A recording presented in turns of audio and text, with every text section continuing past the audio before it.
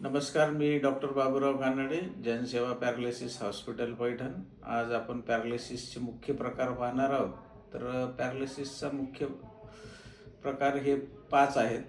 यात पहिला मोनोप्लेजिया, दुसरा हेमिप्लेजिया, तिसरा क्वाड्रिप्लेजिया, नंतर पॅराप्लेजिया आणि बेल्स पाल्सी असे पॅरालिसिसचे 5 प्रकार आहेत. मोनोप्लेजियामध्ये काय होतं? मोनोप्लेजिया म्हणजे शरीराच्या विशिष्ट भागाला पॅरालिसिस होतं, जसं की एक हात किंवा एक पाय असा ह्या मेंदूला इजा झाल्यामुळं असा मोनोप्लेजिया होऊ शकतो.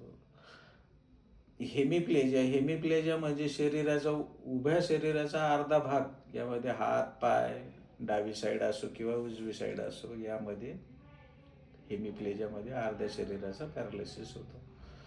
पॅराप्लेजिया म्हणजे काय? कमरेपासून दोन्ही पायाला पॅरालिसिस होतो. म्हणजे हा पाठीच्या कण्याला काही दुखापत झाल्यामुळं होऊ शकतो किंवा इजा झाल्यामुळं हा पॅराप्लेजिया होऊ शकतो. क्वाड्रिप्लेजिया म्हणजे मानेच्या खाली दोन्ही हात, दोन्ही पाय याच्यामध्ये पॅरालिसिस होतो. कधी कधी अशा या कंडिशनमध्ये पेशंटला श्वास घ्यायला सुद्धा त्रास होतो. बेल्स पाल्सी म्हणजे काय? चेहऱ्याचा भाग असा चेहरा वाकडा होणे, तोत्रेपणा, बोलण्याला अडथळा होणे, असा हा बेल्स पाल्सीचा त्रास आहे. असे एकूण 5 प्रकार आहेत